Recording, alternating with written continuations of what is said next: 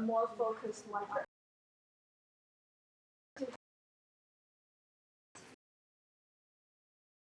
Blood orange or lemon.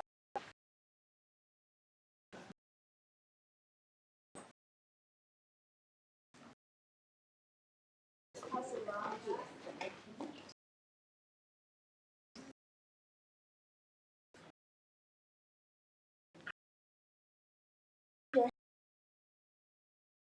Pay attention, peppermint can be dry.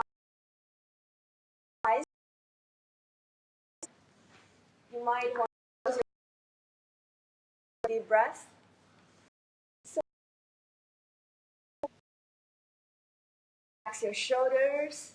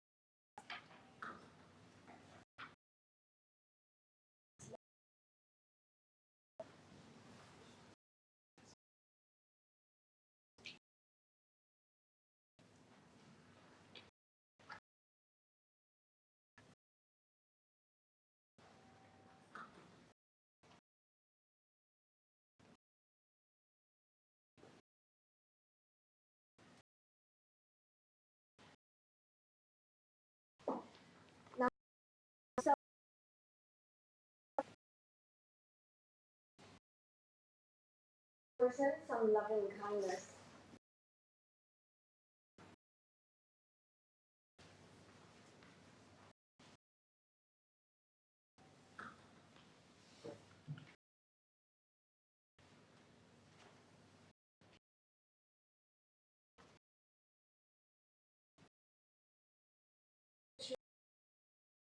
Thanks so much. May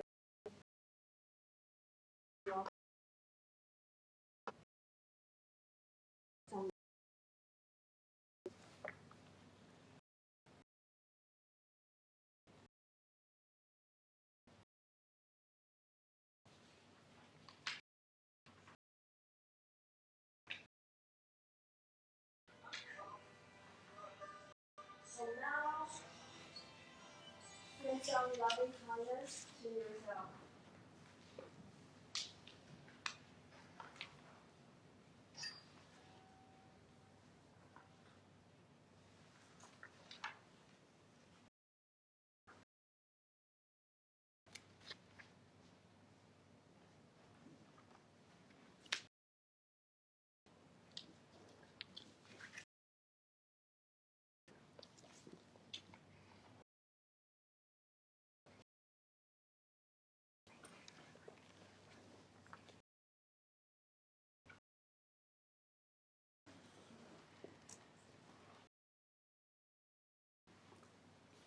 When you are ready,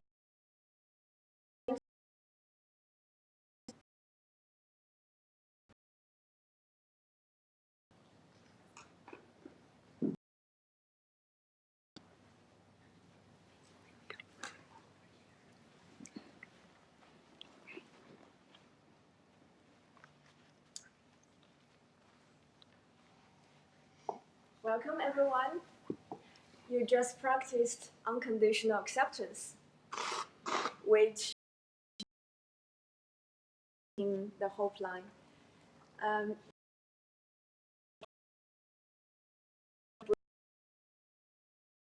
The system, and then going to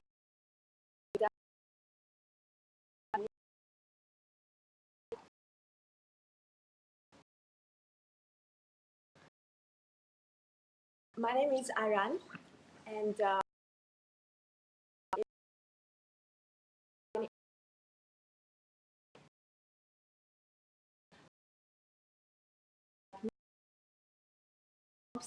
and we go to the call centers and receive phone calls every month on a schedule, or some of us go to communities for health those kids.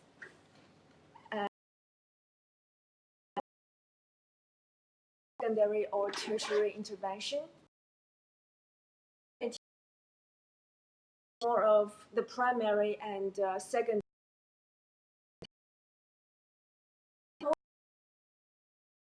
Work in with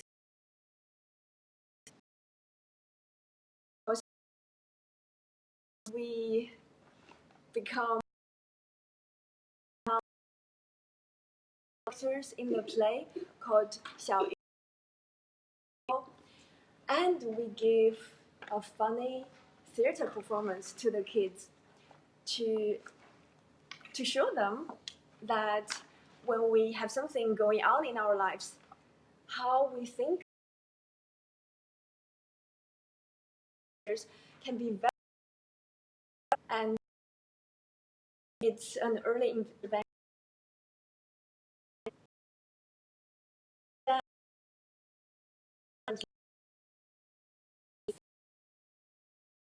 The outcome of the same thing.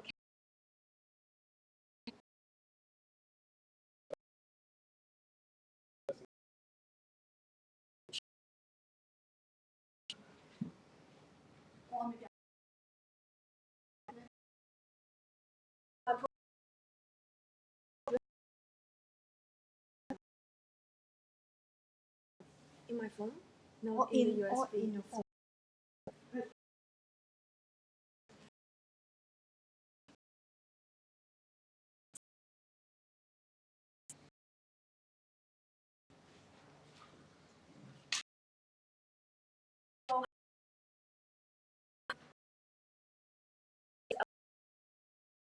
To schools and do these kind of performances.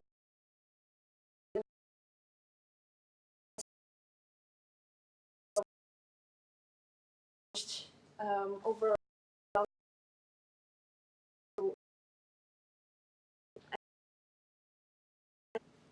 different from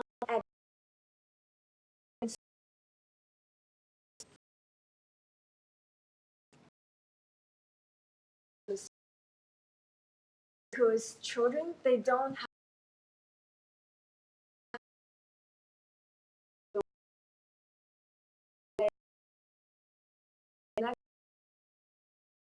sometimes they just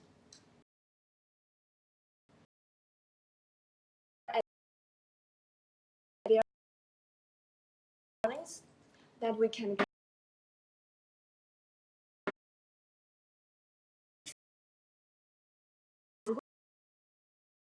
person talks about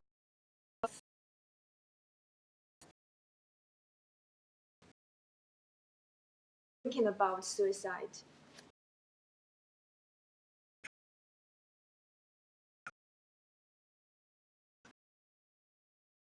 See a change in the person.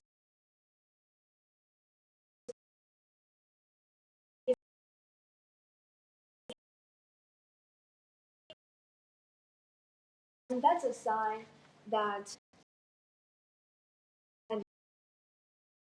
this person, and also financial behaviors.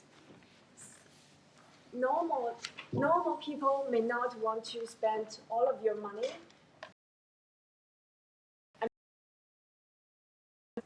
but people who want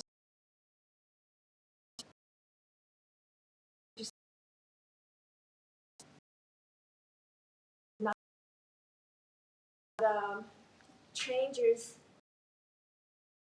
for example, suddenly become disabled or suddenly have a severe disease. Some people suicide because of that.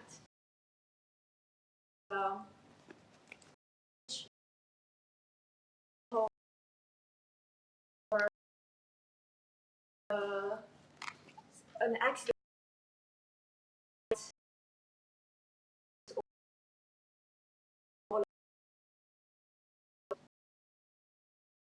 someone might want to suicide.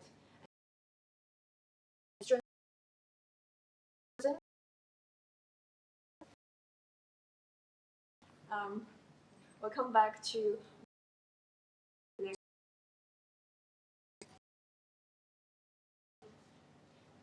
is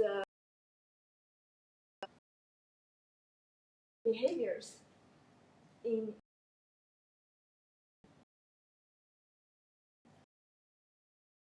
people who want to suicide. They death, and you might want to pay more attention to that. What is the reason?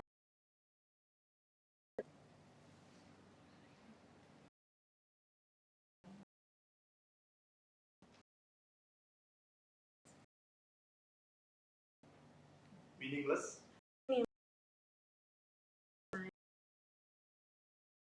Stop the plane.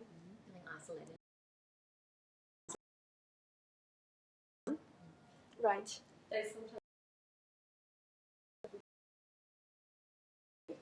So they think they're a burden.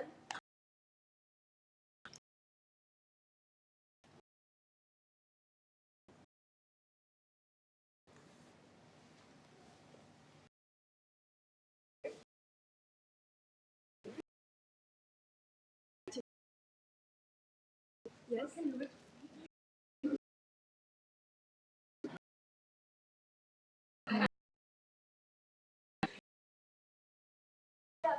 So we're going to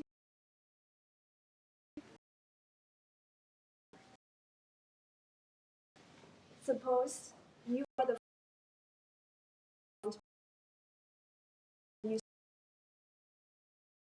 that kicks me off.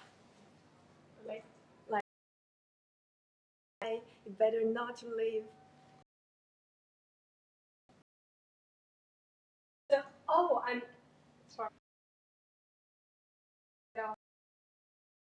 In that way? Yeah, just.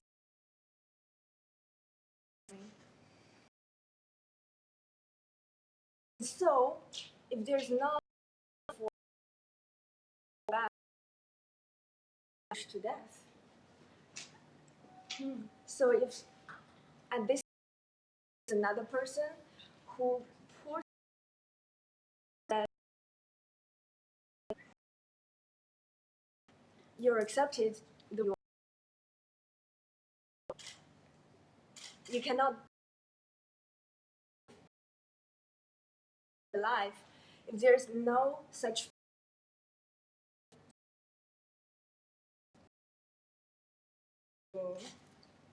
so the reason for suicide between the push Legs and all these physical symptoms. Right, so we'll go without a PowerPoint. Okay. That's not too much of a deal. And so we talked about the 9 precursors. So there's trust to trust some important to him or that might go suicide. An example, an elderly man, his son died a while ago, but he and they trust his neighbors.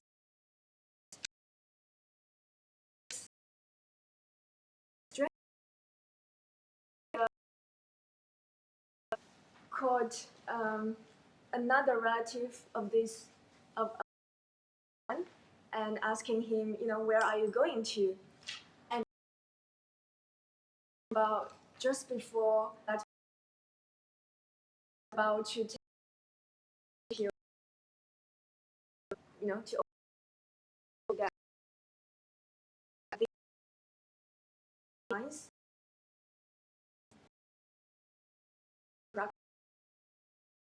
The and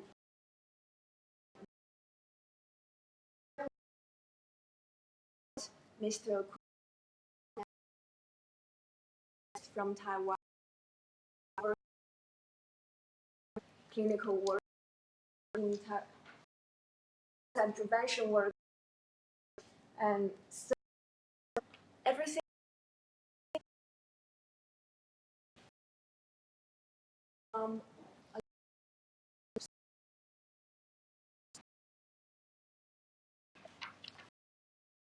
For example, this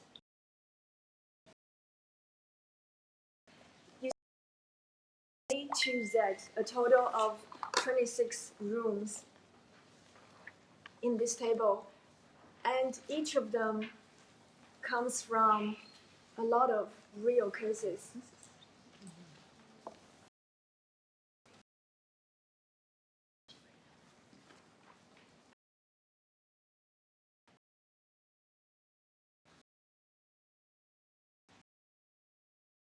You see the table here?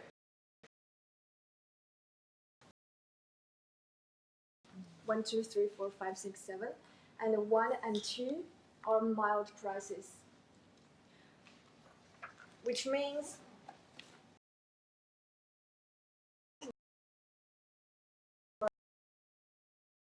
experiencing interpersonal.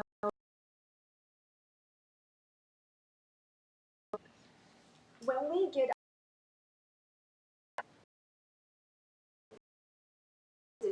this person might. So we listen not only to the content of the person, but also to the structure, how he talks about things. If it's always about things, what happened, then it's probably level 1.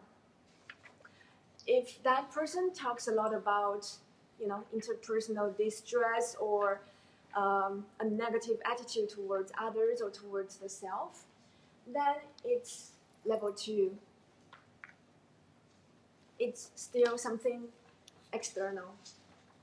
But if the person started to talk about, oh, I'm thinking this, and even though nothing's going on, nothing happened, but I keep thinking about this, then that is abnormal motive. We call it abnormal motive. If there is an event that happens before that, and as before that, that we have some sorts, then it's normal motive. But for people who run into troubles, that's when, even if something has passed long time ago, they still think. And that's level 3, abnormal motives. And a lot of anxiety comes from that. They couldn't control themselves not to think about something, not to worry about something. And if they are emotionally concerned about something, even though nothing occurred right before that emotion, then that is abnormal emotions. So that's level 4. And so why do we talk about different levels? Because on the phone call, our time is limited with the person. And so we need to have a diagnosis of where the person is at and how we can get this person better to a stage that he or she has less severe crisis. And so the first step would be to diagnose. And if the person is already thinking about death, or if you hear the word death in the language, and even though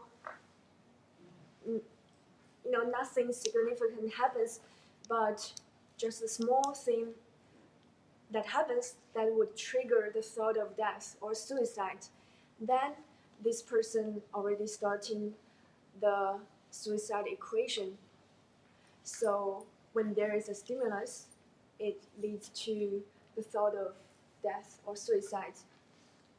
and they don't have other responses, then this person starts to go into level 5. And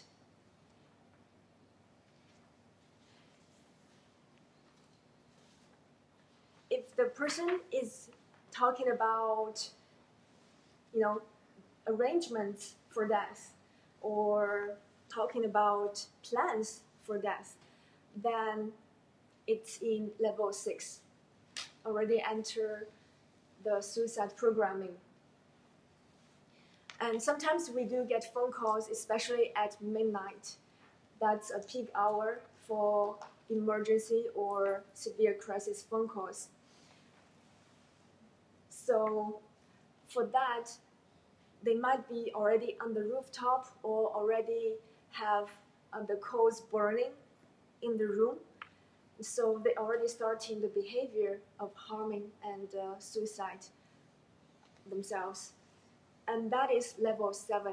For each level, we take different standard operation procedures to help the person stay alive. If it's level 7, then the first priority would be to stop the emergency. For example, to turn off the fire or open the window so there's fresh air in, and instruct or gently help the person, guide the person, keep away from the rooftop and stay at a safer place, change location. So we do instruct them differently depending on their crisis levels. And if it's level 5 or 6, then this person is already trying to save him or herself many, many times. It's like the maze, the brick maze. So the person would push up the stone, and then unfortunately the stone would be pushed down again every time. So for people who encounter suicide, a lot of them have been doing that, push-ups, but they're not able to push it up, to stay up. They fall down again. And every time they want to push up, they fall down again. So they need someone else to support them and to push them up. And so we can be powerful pulling forces even as a stranger. And so there is language that can be helpful. There's language that can push them further down. There are 6 things we don't say. We don't blame the person. We don't wail, saying, "Oh, you made me so sad." We don't beg the person. So this applies to not only the suicide crisis, but also in everyday language, in our interactions with everyone around us. And we also don't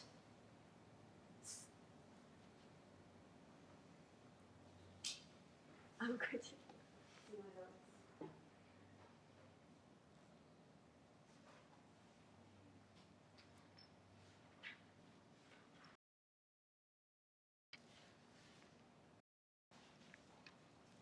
We also don't correct mistakes. We might think the person who wants to suicide is doing something wrong, but in their words, that's the only option they have. So they're not doing anything wrong. And we don't persuade them. Don't tell them what to do. Don't tell them, "You cannot suicide. It will not work." And don't scold with, because it just pushes them further away. And don't complain. Also, don't integrate what happened. Whose fault is it? Because it doesn't work in that moment. But with compassion and unconditional acceptance, and accompany this.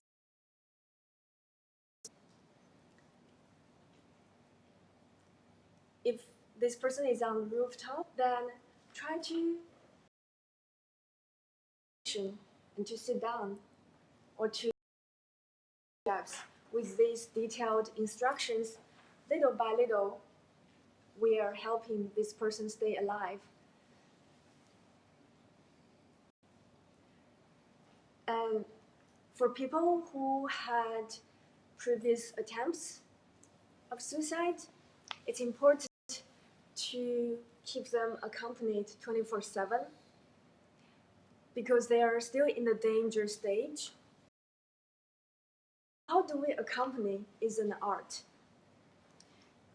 So besides those 6 don'ts, we still keep doing when we accompany. We also keep ready to listen at all times and keep the person in sight. There are cases that just out of sight for a few minutes, then jumped from the building. And if the person doesn't talk for a whole day, don't ask why, but bring some small talks. Bring the person back to the real world, saying, this uncle had a pet and we had a lunch. The food was yummy. Small things like that to instill the real life again in this person. Before we become volunteers on the phone, we can all be volunteers for ourselves and for people around us. And when we notice someone who has those precursor signs, stop and pay attention. And then look to see what is going on. And then listen to the person with compassion. And accompany is very important. Some people going into these kind of situations are suffering from mental illnesses, and so we need to make sure that he or she is proper medical treatment.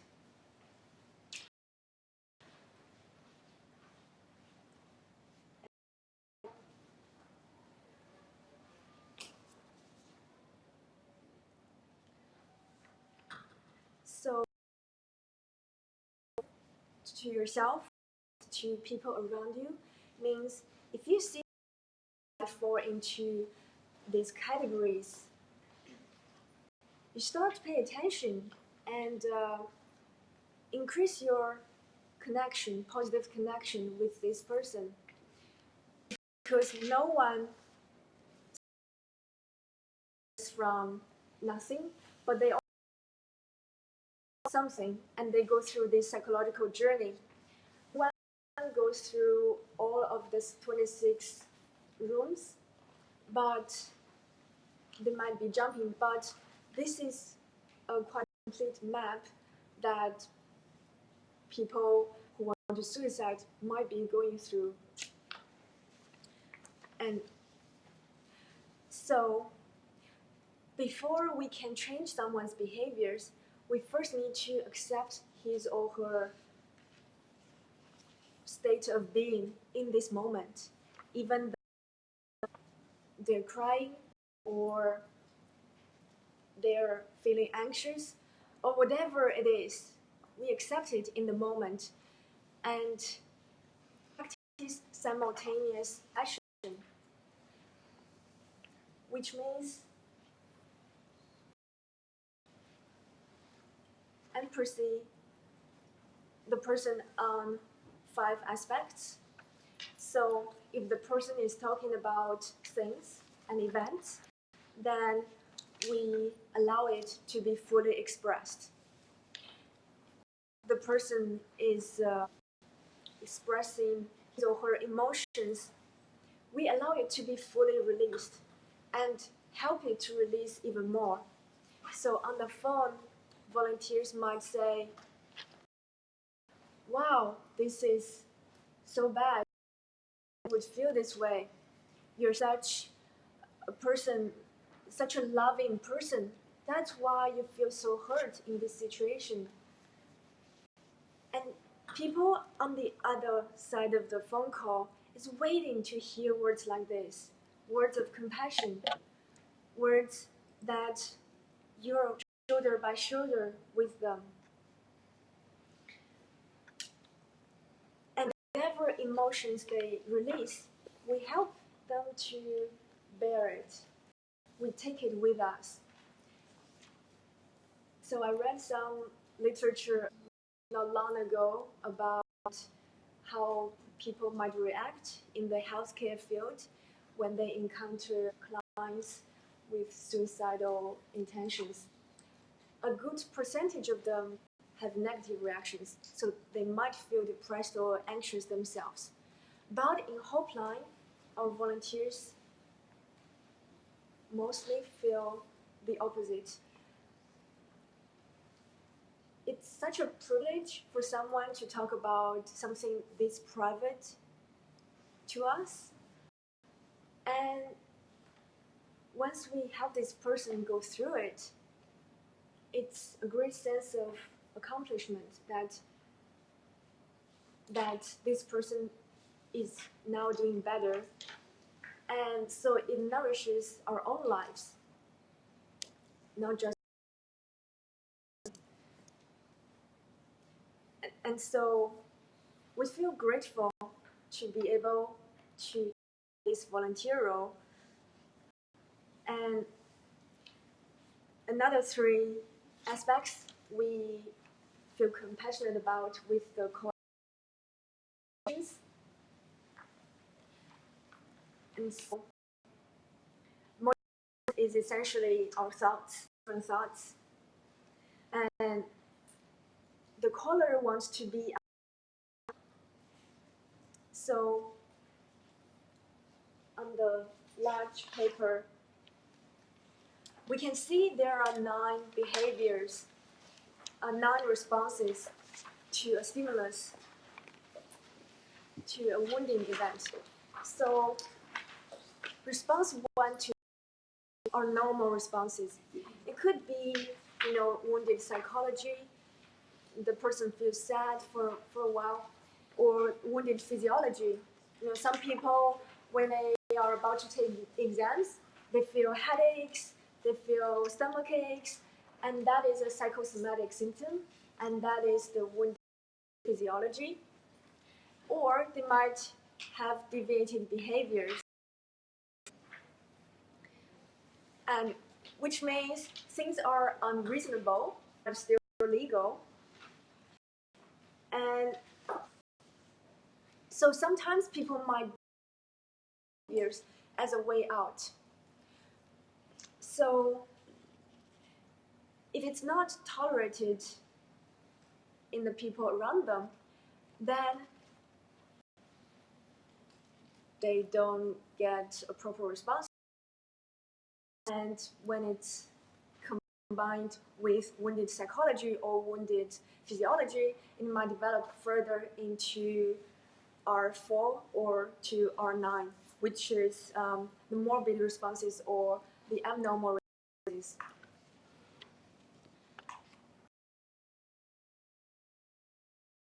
Psychology practitioners. Do you work in clinical settings? Yes. Okay. Then I'm not saying something too boring. Hopefully. And so, deviated behaviors, which means things that you do that you shouldn't do, and you deliberately don't do it. And the word deliberate is important. For example, you should do your homework, but you don't do it. And as a teacher, you should prepare the class, and you don't do it. And that is deviated behavior. You deliberately don't do what you should do, or you deliberately don't do. And so when we notice their behaviors around us, that's a sign that someone is and if you notice that around you, or you are the person, this person does deviated behaviors too, then it means you have his or her trust.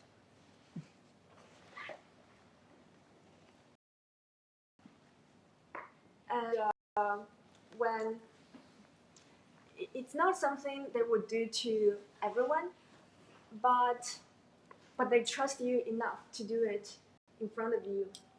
And so having that level of understanding allows us to be more compassionate. And usually it's safe if we do it with other people. So don't allow any of that, then we might have personality disorders or other depression, anxiety, or schizophrenia. When I did psychology, and so how like that, it starts with our everyday. Instead of telling the person what to do, we go on a journey with the person. We go on a dialogue to inspire, find that internal motivation, and to want to change, to want to be different. So someone says, I feel so much pain. And then you might ask, how long have you felt this pain? Would you still like to be this way? It's always the person's choice to say yes or no, whether they want to stay at this situation or not. But we don't tell them, they decide for themselves. They could decide, okay, I still want to be in this pain, and I want to be this for 2 more years or 1 more year. It's all up to them. And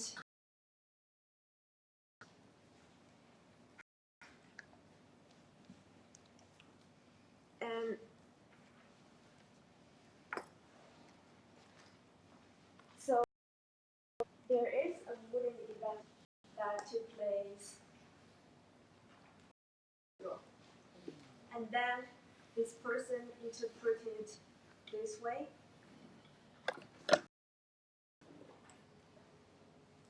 These are suppose the little pink. It's her response 3 years ago. And then as time goes by, she has other responses. And then something happened, and she decided to seek support. So she's thinking to book an appointment or getting on a phone call, and between and there's another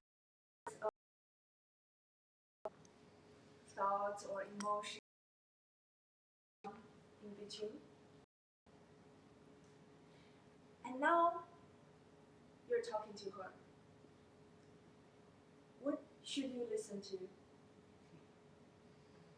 Is it the things that happened 3 years ago? That doesn't make much difference. She's thinking about suicide now. It's already 3 years ago. Is it the first series of responses? Or the second? Or the third? Well,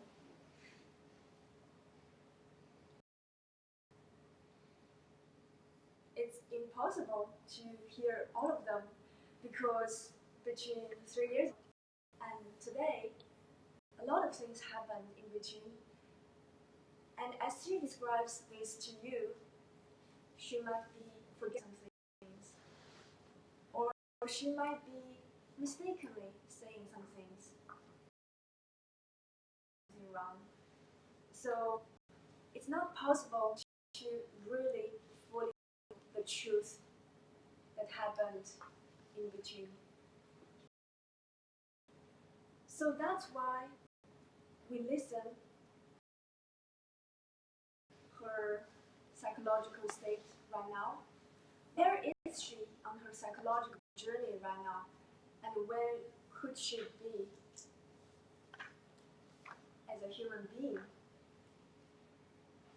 That's why we have those 26 different rooms that we might put her into. Okay, she's talking to me about this, feeling sad. Okay, my room, and da da da da da. Okay, she also goes to this room, da da da da da da. She might be also in that room. So she might be going through. And that's how we could have an idea of, where she has come from and where she could be going to. And we, with different SOPs for each state of crisis, I was planning to have that tomorrow or today. We might ask, is there anything else you haven't done? And shall we push it till the day? Even just to date, there might be something happening, after tomorrow that might further delay it. So if you could delay it on the phone to even just tomorrow, then that's a success.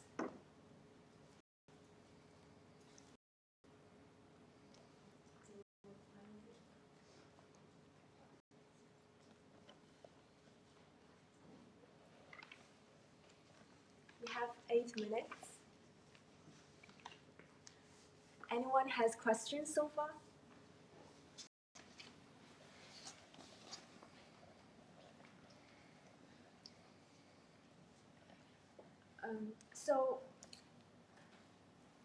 So for the full spectrum of Hopeline, we have the phone call system and online forum that people write. A lot of people were. It's a very supportive community that we support strangers.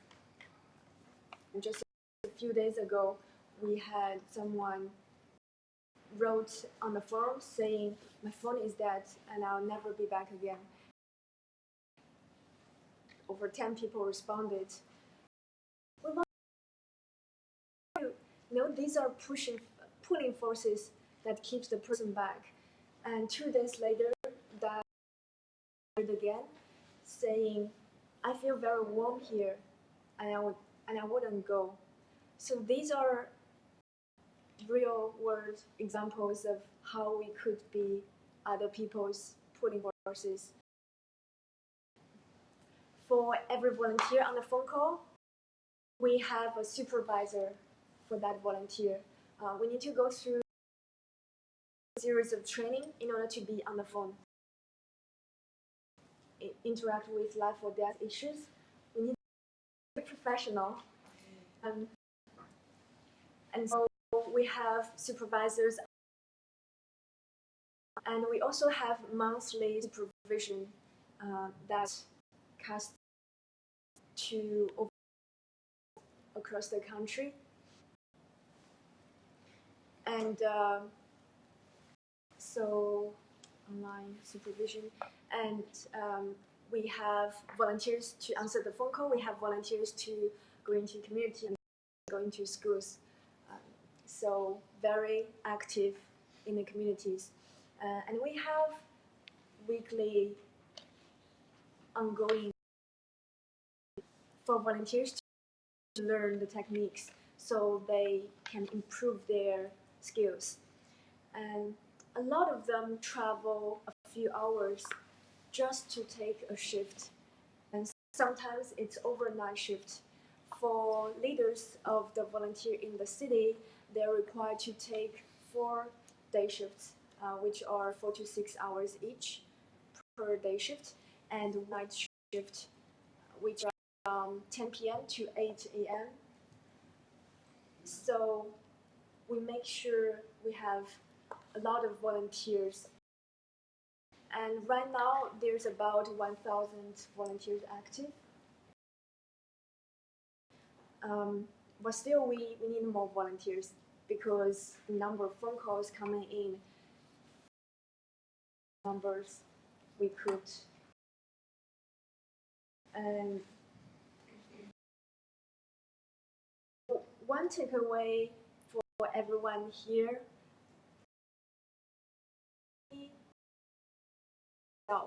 be your own volunteer, and then become the volunteer of people around you, even someone you see on the street, and of the world. It's not my character's strength. So he teaches people from beginning to end. So I brought my strength of courage. Humility.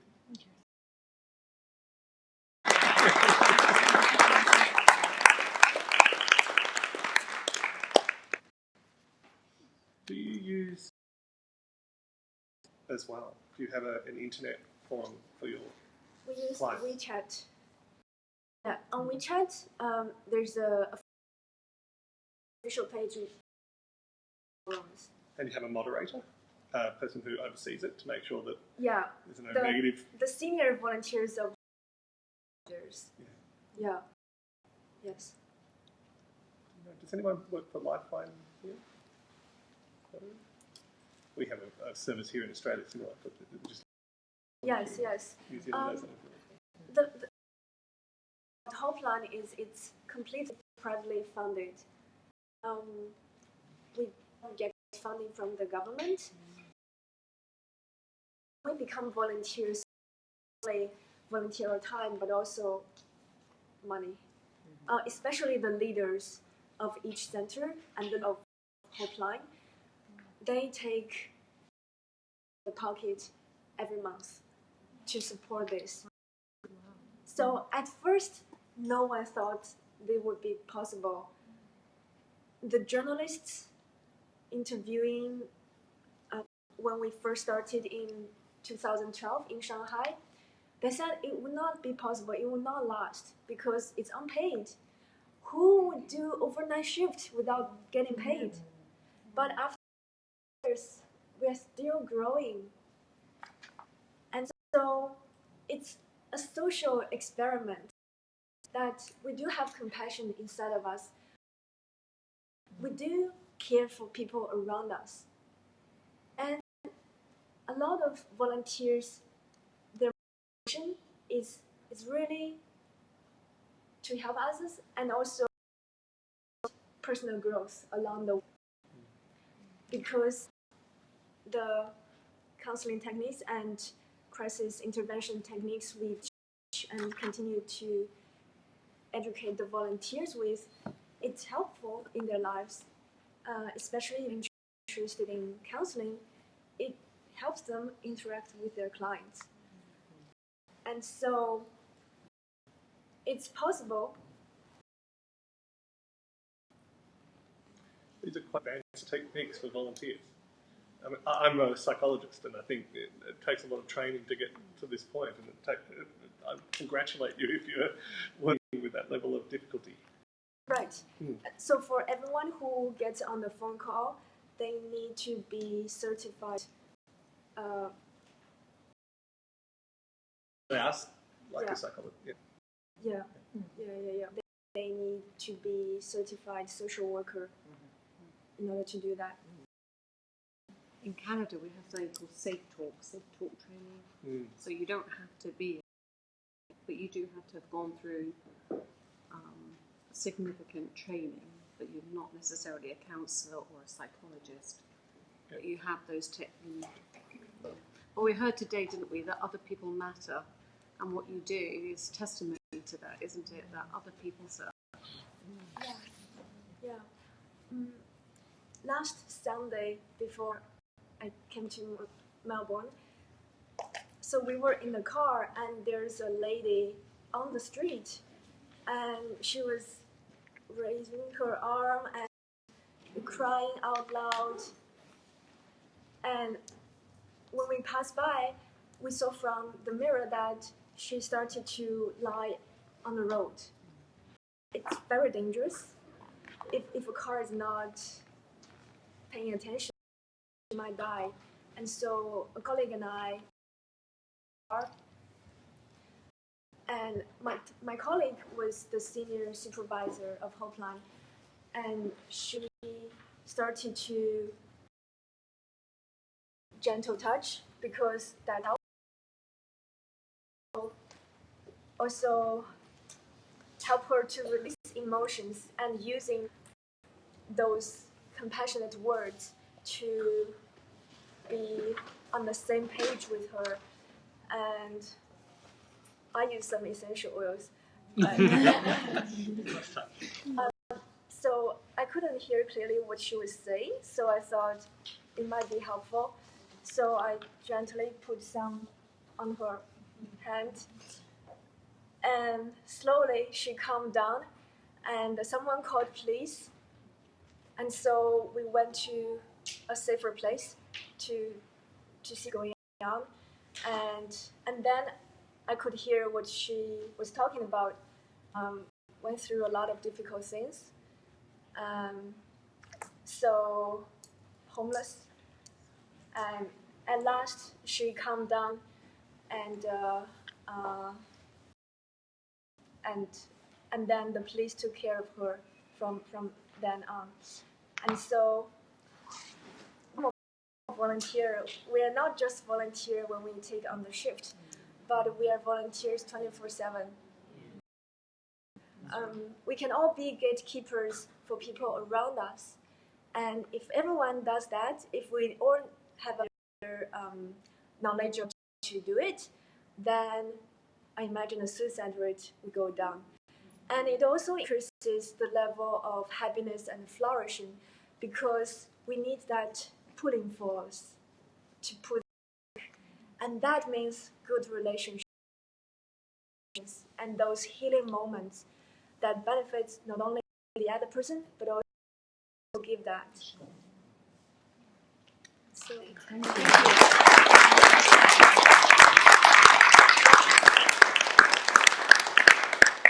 I do a flop. Getting stuck in the middle. This is not my major, but everyone's welcome to receive a free hand massage, and I'm